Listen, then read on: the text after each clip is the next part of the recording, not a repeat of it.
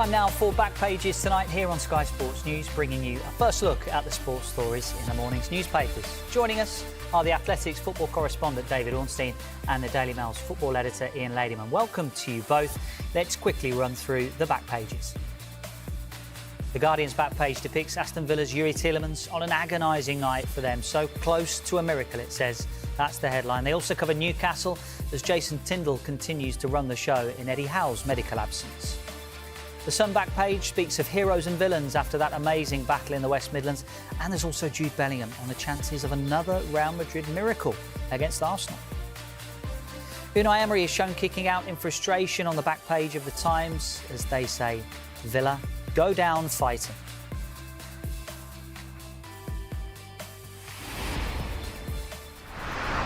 Right, let's start with that dramatic, pulsating night at Villa Park where Aston Villa gave it all they had but fell just short. They bowed out of the Champions League, 5-4 on aggregate to PSG, despite beating them by 3-2 on the night. David, let's come to you first. The Sun back page describes it as heroes and villains. How would you describe that performance from Aston Villa? Dave, second half in particular, it was heroic, and overall Aston Villa can be very proud of themselves. They've not been at this stage of the competition for 41 years, and it's their first ever Champions League campaign in its current form. And they did themselves and their club a great deal of credit. Of course, there'll be regrets, the late goal in the Parc des Princes in the first leg, and how they performed in the first half tonight. That's where it's really got away from them. But even then, they had chances with the Konza header, for example, to have taken this to extra time and maybe gone on and won it. And this is an incredibly good PSG team. The talent in that side is absolutely remarkable. They may live to regret the decision to take Marcus Rashford off. He was absolutely flying, and maybe you add to him with Asensio and Watkins. But the way they made their fans believe in that second half, the way that they went toe-to-toe and had all that momentum, it made for one of the most memorable Champions League nights in quite some time. And they've really got to refocus now, Villa, and get themselves back on track. Some tough league games starting against Newcastle on Saturday. They play Manchester City. They've got a cup semi-final, of course. The FA Cup presents a chance of silverware this season and an attempt to re-qualify for the Champions League through the league. They're not too far away points-wise. So a lot still to play for, but what a campaign. They did brilliant in the initial group stage, fantastic in the knockouts, and they've just come up short. But, you know, for a team lacking in experience at this level, they can leave with their heads held high. Yeah, the Guardian back page, so close to a miracle is their headline. The picture is Youri Tielemans, but I just want to touch on Marcus Rashford there, David. You mentioned him there. And Ian, what did you make of particularly the second half performance of Marcus Rashford against PSG? Yeah, I mean, Marcus would tell you that he's a big game player. He just hasn't shown it enough in recent times. And tonight was a real flashback in a way to what we used to see from Marcus Rashford more regularly. And that's the challenge for him. I've said this before. I think I've said it on this programme. That is a challenge for Marcus now, is to do that regularly and produce regularly. And if he does that, then he will have clubs knocking on his door this summer. I firmly believe he won't go back to Manchester United unless there's absolutely nowhere else to go. I don't think there's a future there for him under Ruben Amorim, but there should be a future for him at other clubs if he can produce that level of performance. I think it would be a stretch for Villa to take him. I think that Villa's issues with the Premier League's fair play, financial fair play rules are well known. I think they're pretty close to their ceiling. So if they're going to make Marcus their big summer signing of this signing of the summer, then they're going to have to be absolutely convinced that he's the one. And if he produces like he did tonight, between now and the end of the season, then he's got an opportunity. He's got an opportunity to make them think. But he was impressive. They were impressive in the second half. I was in Paris last week, and I must admit, when PSG scored their third goal in added time, I did think that was it for Villa. I thought that mountain would be too high for them to climb. I thought it took the jeopardy out of tonight's game, but I was absolutely wrong. That was a magnificent second half performance, and it just shows again the importance in football and in sport of psychology. Not so much the first goal that Villa scored, but the second goal. The first goal they got in the second half absolutely lit a flame under Unai Emery's team and put the fear of God into PSG. And you then saw two completely different teams playing completely differently to how they had in the first time. That is the beauty of knockout football at this stage. Yeah, the Telegraph leads with crown and out. Obviously, Prince William was very much on the TV cameras at the game at Villa Park, and the Times as well. Villa go down fighting. That picture of Unai Emery frustrated on the touchline. I guess, David, is it Emery's job now to channel that frustration in his players, because they've proven that they can compete at that level in the Champions League, and now they've got to channel it to try and not only get back there through the league, but there's an opportunity in the FA Cup too? Yeah, first of all, Dave, they've got extremely ambitious owners in Wes Edens and Nassef Sawiris. They're very wealthy men. They want to pump more money into Aston Villa. It's difficult with the profitability and sustainability rules, as we've seen. But they want to take this club to become sort of regular qualifiers for the Champions League, competing at the top table of domestic and European football. And in Unai Emery, they've entrusted one of Europe's top coaches to do that. The way he has connected with the fan base, galvanised the squad, they've done well in the transfer market on the whole, means they're well on the way to getting there. He's got extremely high standards. You can see it was agonising for him, even when that ball was in the corner at the end and he was urging them to get it back in play. He was living and breathing every moment of it. We've seen him sort of reinvent himself in English football post-Arsenal, where it was a difficult experience. But even then, he got them to a Europa League final. And he's a master of European competition. It's just a shame that two of his bleakest nights have come at the hands of Luis Enrique. He must be sick of the sight of him. But he is more than capable of rallying these troops. There's a huge amount of quality in that squad. They had a good January transfer window that's allowed them to sort of have a second wind in this campaign. And there is a huge amount to play for. But I think going forward, they need to probably invest a bit again. I'm sure they will in the summer. The squad will be pruned somewhat. They'll learn from tonight. So as painful as it is, it's an invaluable experience.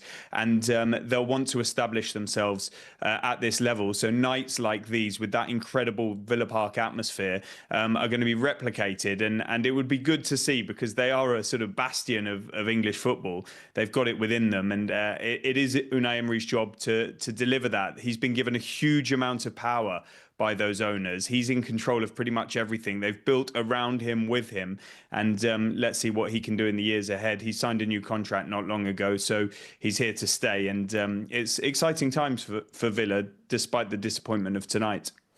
And Ian, football has been described, and footballers have been described as robotic in the last couple of weeks, and maybe a little bit boring, but that game tonight was beautifully chaotic. Mm-hmm. And for PSG, a lot of people have been talking about them as one of the favourites alongside Barcelona for the Champions League. But looking at them tonight, you would feel, or certainly their opponents in the semi-final, whoever that may be, whether it's Arsenal or Real Madrid, you would feel that they would be looking at that PSG team and thinking, we can get at them. Yeah, I think beautifully chaotic is a brilliant way to describe what we saw tonight, and actually what we've seen quite a bit since Gary Neville made that comment after what was admittedly a dreadful Manchester derby. But yeah, I'll tell you what I was thinking tonight. I'll tell you a couple of things just to go back to what David was saying, is that the disappointment that Villa will feel will be, I think will be doubled by the fact that it looks as though it may well be Arsenal in the semi-final, and it would have been Arsenal in the semi-final, and maybe if they can get through a big game tomorrow night in Madrid, and Villa would have had nothing to fear, absolutely nothing to fear against another Premier League club who they've beaten before. So that will double their disappointment. In terms of what you were talking about with PSG, I would imagine that Arsenal, Mikel Arteta and his Arsenal players would have watched that game in their hotel room in Madrid tonight, and it would have underlined two things that they probably already knew. The first is that no two-leg game is ever over. No two-leg tie is ever over. They may have a handsome lead from their first leg against Madrid last week, but tonight has shown what can happen and how a goal can change a game. That's the first thing. And the second thing is that if they do get past Madrid, as you touched upon there, they'll look at PSG and think, okay. So, yeah, we know what they do when they have the ball, but let's look, what about when they don't? What about when they get put under a bit of pressure? What about when they've got to turn around and face their own goal? And they will look at that and think, right, there's opportunity for us there. And I do think one of the things about PSG, which remains interesting, some people, deny this, but I think there's a grain of truth in it, in that the French league is not as competitive and not as challenging for PSG as, for example, the Premier League probably is for a team like Aston Villa or for Arsenal. And I don't think that PSG get put under the pump enough in their domestic league. And when they get to occasions like tonight, I think sometimes a little bit of the calmness that you need, a little bit of the kind of mental stillness that you need in those situations to calm a game down, to calm yourself down, I think they find it hard to locate it. So, if Arsenal can get through tomorrow night, opportunity knocks in the semi-final for sure. OK, so not quite the comeback at Villa Park for Aston Villa, but will we see a comeback in Madrid for Real Madrid against Arsenal? We'll talk about that next. We're going to take a quick break. When we come back, there's plenty more from the back page, including this in the Telegraph as well, as Newcastle make plans just in case Eddie Howe misses the rest of the season. That's next.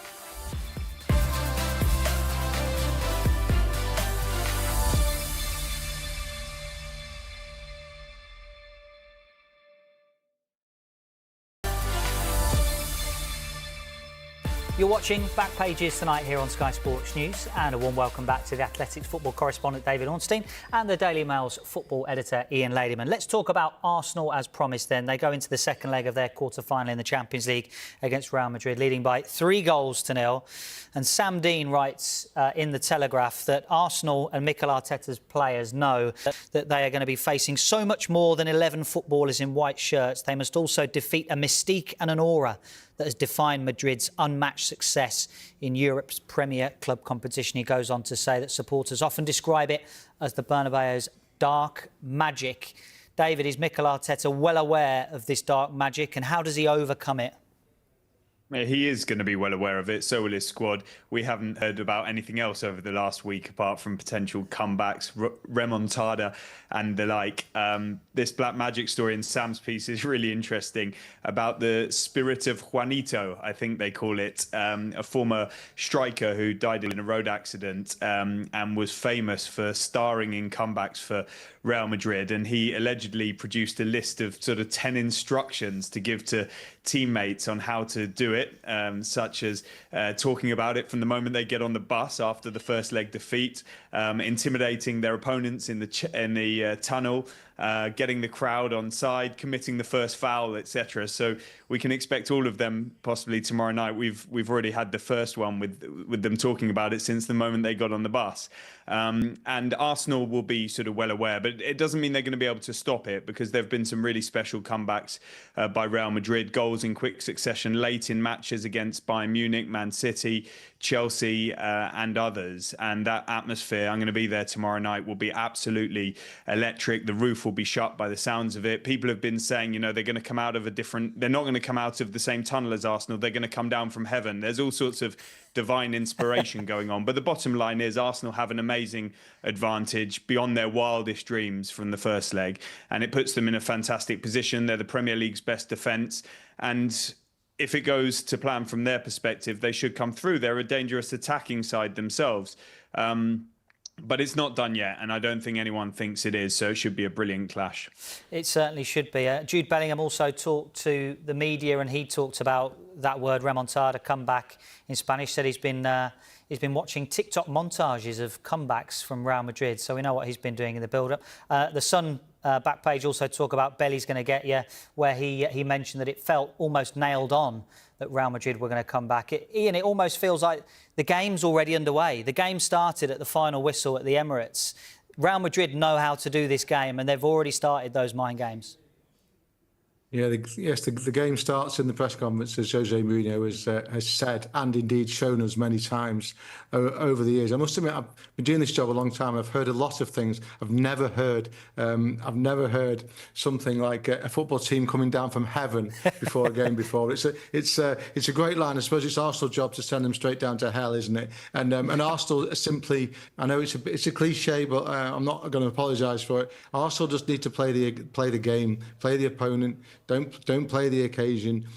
These are experienced players, played in big games before. They've played in European Championship finals before, huge Premier League games. They've been here before. Yes, Real Madrid can do. I've been at the Bernabeu just like David has. I've seen some of those comebacks. I was there last year when they did it to Bayern. I've seen them do it to Manchester City. They have done it before. But if Arsenal score a goal, then it sounds obvious, but that changes an awful lot, doesn't it? Because that makes that mountain even higher for Real Madrid. Arsenal will be concentrating on the fact that this is not it's not a classically perfect Real Madrid team by any stretch of the imagination. They showed that last week. There is talent within it. They've got goals within it, but they've also got streaks of indiscipline within it. Interesting to hear Jude talk today so passionately and enthusiastically and so optimistically.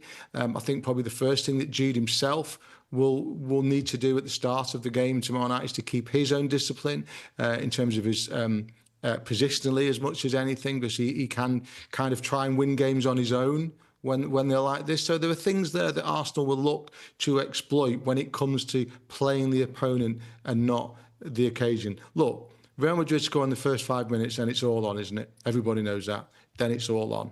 But if Arsenal get a foothold in the game, which they are perfectly capable of doing, take the confidence from last week, be positive, block out all that noise, all the talk, forget about the press conference stuff, play the game, and then I think they'll be in the semi-final. Well, if it's anything like the game we had at Villa Park, we should be in for a treat. Let's move on and talk about the future of Andoni Iraola at Bournemouth. He's still got a year left on his contract. Bournemouth, we know, would like to extend it, but you've talked, David, about a potential move in the summer for Andoni Iraola, and also it's been written about by Mike Maguire in The Telegraph. Important to point out, actually, that there is no vacancy at Tottenham. So what do we think the future holds for Andoni Iraola? He's impressed a lot of people within the game this season. Yeah, definitely. I think there's a very good chance that there will be a change at Spurs in the summer if you look at how things have gone this season. And that's why Iraola, along with the likes of Marco Silva and Thomas Frank, maybe even Oliver Glasner, have been linked with that potential vacancy. But Iraola could be going into Europe with Bournemouth at this rate. He's done fantastically since he joined. He's on he had a contract extension, I think it was last summer, but yeah, it's one more year to go after this season. And so Bournemouth, from conversations I've had around the club, are really optimistic that he'll stay this summer, that he wants to be part of it. He's a Basque coach, and the Basque coaches tend to think very carefully about these decisions and tend to make pretty good moves. Even if he goes into his final year, they're quite optimistic that he could yet renew and be part of this project. You've seen the amazing training ground they've opened. You've seen the stadium plans. They want to double their capacity. You've seen the recruitment on top players who are now wanted by many other clubs. And it's been written by Sammy Mockbell, another top journalist alongside Mike, who says that Bill Foley, the US owner, is going to be coming over for the Crystal Palace match at the weekend and talks face-to-face about a new contract. It might be that Iraola's not ready for the step up to the sort of Tottenham level just yet, or some of the biggest clubs that he's been linked with, like Real Madrid. But I'm sure that time is coming based on what we've seen so far, and Bournemouth will hope to have a little bit more of him yet. There is a good feeling about that down there by the sounds of it. There seems to be a little bit of uncertainty at Newcastle at the moment about whether Eddie Howe might be able to return to the dugout before the end of the season. Jason Tindall has spoken and said they're taking it game by game on a day-by-day basis as to whether he'll return, and he'll only come back if he's 100% ready to lead the team. Ian, how much would this affect Newcastle and their running and the real thing that they're playing for next season is Champions League football? How much of an effect would this have if Eddie Howe is missing for the rest of the season? There's no point hiding from it. It would affect them hugely. I remember being at Bournemouth once waiting to interview Eddie when he was manager at Bournemouth, and I was there early and was allowed to spend 20 minutes, half an hour watching him coach, watching the team train, and he really is the stereotypical boots on the grass football coach, Eddie. He has his fingerprints on absolutely everything. He stands in the middle of that training pitch with his whistle in his mouth and his clipboard in his hand. That is the way he does it. They will miss him. They'll absolutely miss him. Of course they will. However, and I thought what was interesting when you showed a clip from the Jason Tindall press conference earlier, when Jason said that there'd been minimal contact, that was his quote, minimal contact between himself and Eddie at the moment in hospital, which I think suggests just how poorly Eddie has been, and we believe he is doing well, but he clearly has been very, very poorly. And Tindall was also right when he said that he can't come back until he's absolutely ready. The flip side of it is the benefit that you get from their relationship. How long Tindall and Howe have been together. Couple of decades since they were literally shaking tins to try and keep Bournemouth, from the banks back in the day, all the way through now at Newcastle. Those two, I do think they're mates. They work brilliantly together. They are one of those almost unbreakable manager and assistant manager partnerships, and all of that intuitive knowledge, all of that unspoken understanding, all of that intelligence, all of that knowledge of what the other person thinks and wants will absolutely come into play now as Jason tries to lead Newcastle towards the end of the season. It is an absolutely massive blow for Eddie not to be around at the moment for Newcastle, but if you were going to want one assistant manager, I think, to step in, then it'd be this one, I think, given the depth and the nature and the longevity of their relationship. I guess the other side of that, David, is that Newcastle are kind of chugging along almost in autopilot at the moment. 5 wins on the spin, including, obviously, the Carabao Cup final. I'm not kind of trying to reduce the role that Eddie Howe can play if he's in the dugout, but it can't be a better situation for them, I guess, for Jason Tindall to be taking over when things are going so well. Yeah, they've got momentum. They're going for 6 on the trot, and that performance against Manchester United shows that they kind of tick over quite nicely, irrespective of Howe being on the touchline, and it's testament to the work Howe has done to build such an impressive team. It's a critical period for them. I mean, tomorrow night, if they avoid defeat, they go into 3rd, and they're in pole position then to qualify for the Champions League. This is their game in hand. But these weeks ahead are absolutely vital for them, their finances, their standing under the new ownership. And without him, we can't get away from that loss. But I just think the quality there, the experience they've built, and the position they're in the league, that means that, with somebody who knows the way training works so well, and preparation and guiding the team through matches as Jason Tindall does, that they will probably be okay. And I think they're strong favourites now to qualify for the Champions League with or without Eddie Howe. Yeah, and we continue to wish Eddie Howe well in his recovery as well. Newcastle taking on Crystal Palace on Wednesday night. You can see live coverage of that from 7 o'clock, Sky Sports Premier League and Sky Sports main event as well. David and Ian, thank you very much for your time on Back Pages tonight. If you missed any of the show, there's another chance to see it at hour, and the show's also available as a podcast as well. Just download Back Pages on Apple, Spotify, or wherever you get your podcasts. Join us again on Wednesday when our guests will be sports broadcaster Henry Winter and the Sun's Jack Rosser.